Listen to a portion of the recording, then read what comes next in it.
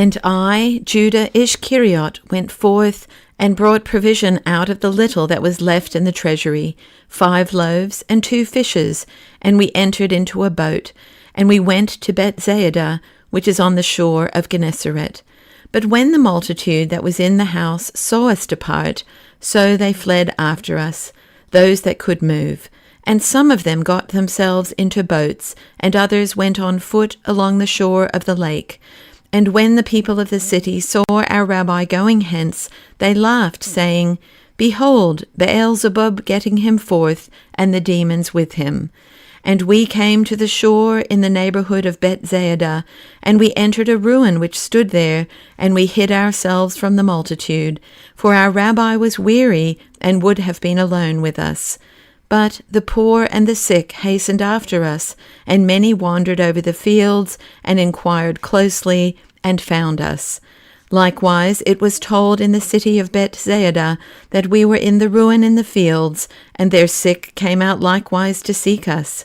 And the sick and the hale surrounded us, and the blind and the sinners, and they cried, Rabbi, Rabbi, come out to us, and why hidest thou thy countenance from us? And when our rabbi heard the cry of the multitude, his heart was filled with pity, and the fire of God came into his countenance. And he went out with stretched forth arms to the people, and cried, Come, all ye that are abandoned and thrust out, unto me. And the Spirit returned unto him, and he was filled with grace. And the people rejoiced in him, and drank in his words.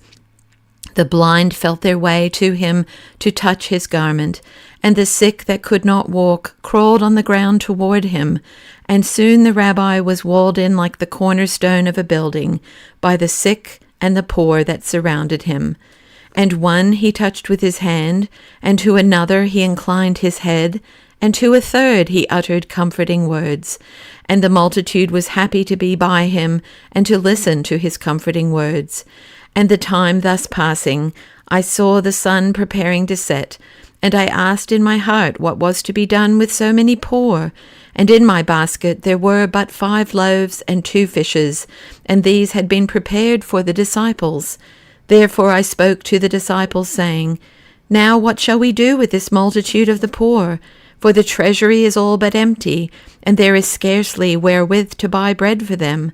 Let us speak to the rabbi, that he send them home.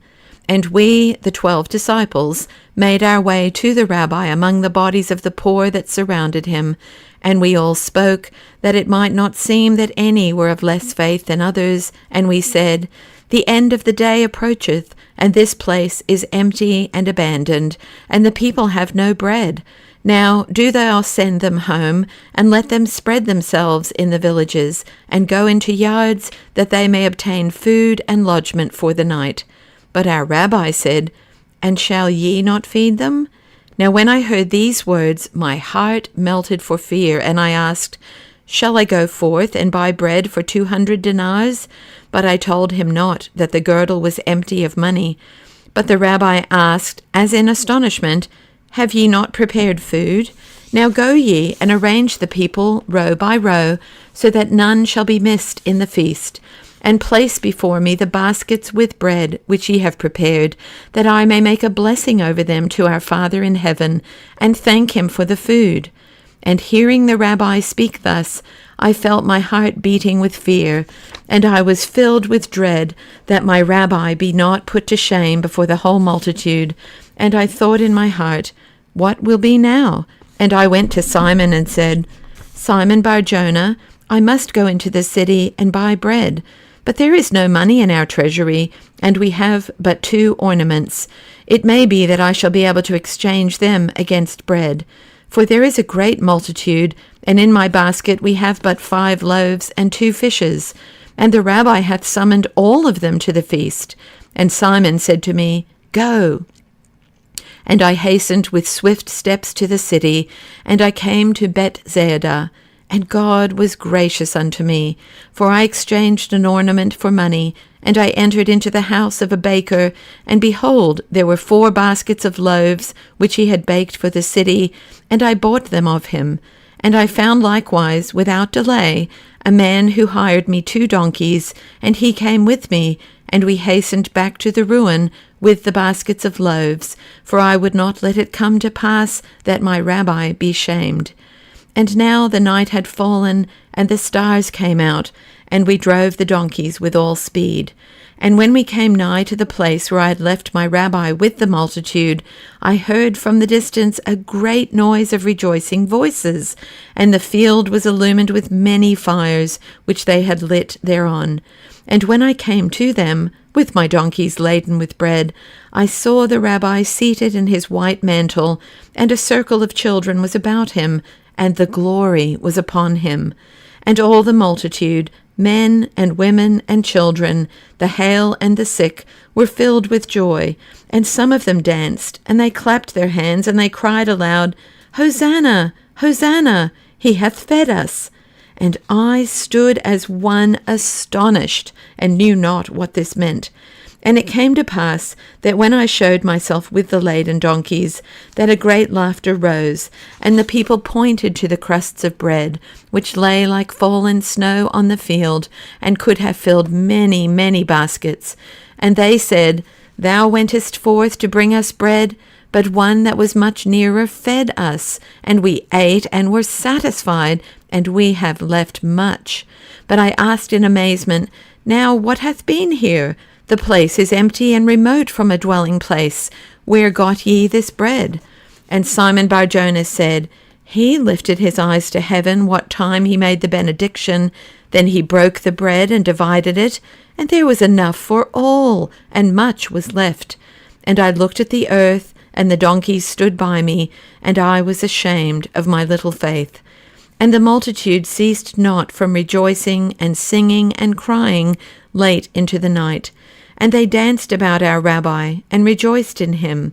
And the woman Miriam, that was with us, fell at his feet, and her eyes were covered, and there was foam on her lips. And she rose, and bent herself, and circled like the whirlwind, and she cried out in a singing voice, Behold, he is like the bridegroom on the day of his marriage, illumined with the light of redemption. See, the clouds stoop down to the earth, and they spread themselves under his feet. Thence he commandeth the spirits to do his will. Like Moses, he bringeth the manna down to us. He came with all his glory in the hour of our need. He bleedeth more than we with our wounds. He hungereth with all the hungry, and is thirsty with them that thirst. He goeth with the blind through the holes of the night, and he carrieth before them the light of their eyes. He leadeth the sinners through the darkness, and beareth upon his shoulders the torment of their sins. And the voices ceased not to grow louder, and the crying rose like flames toward heaven. And the people called one to the other, Now why should he not be king over us? And one man was there who had been blind of one eye, and his body covered with running sores, and the rabbi had healed him. And the man cried, Bring the crown of David, and let us crown him king over us. He that feedeth us shall be king over us. Who is so fitting as he to be king of the poor?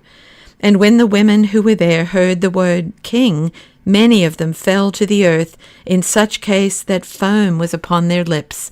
And they began to prophesy, and even children were visited of the Holy Ghost, and they turned in the madness of prophecy, and they screamed forth verses of holy writ, which they had learned of their teachers. And they likened the wisdom of our rabbi unto Daniel's, and his miracles unto those of Elijah. And some said that this was Yochanan the Baptist, who had returned to earth. And I looked around and sought the disciples of my rabbi, and I found Simon Bar-Jonah. He stood off, saying nothing. He danced not, neither did he shout, but in the midst of his hair and beard, which the days of his years had touched, his eyes shone like stars, and they were turned steadfastly upon the rabbi, who sat in his white garment in the midst of the garland of children, and the tears flowed from Simon's eyes. Then, with the lateness of the night, the multitude dispersed, for our rabbi was weary with his service of the day, and bade them depart. And many of them scattered in the villages, and others went to Bet-Zayada, for that was their home. And the waters of Gennesaret, which had slept under the kindness of the stars, were awakened by many boats leading the multitude back to Capharnaum and other places whence they had assembled. There remained the rabbi, and we, his disciples. Then the rabbi said unto us, Go now, take shelter in the ruin, and I will go up on yonder hill to pray alone. Then I will come to you. And Simon asked him, Shall I not accompany thee, Rabbi? And the rabbi said, Nay, go thou with the others. And the disciples came into the ruin, and laid themselves on the ground, and covered themselves with their cloaks, and a deep sleep fell upon them, for they were awearied with the labor of the day. But sleep came not to visit mine eyelids, and I found not rest.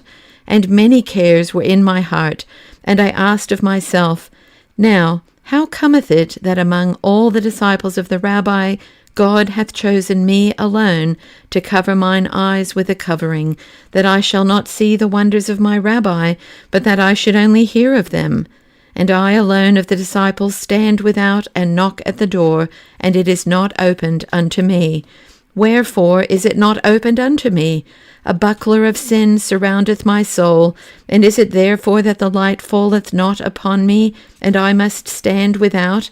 And if this be so, what have I to do here? And my heart wept in me. And I said, It was taught of old, all things are given from heaven, save the fear of heaven. Whence it followeth that a man must acquire faith through his own efforts, even as he acquireth the food and clothing of his body. Then I prayed to my Father in heaven, Open my eyes, and give understanding to my heart, that I may see and feel like the others. And I strengthened myself and said, Is it not written that the Torah is not in heaven, but hath been given to man?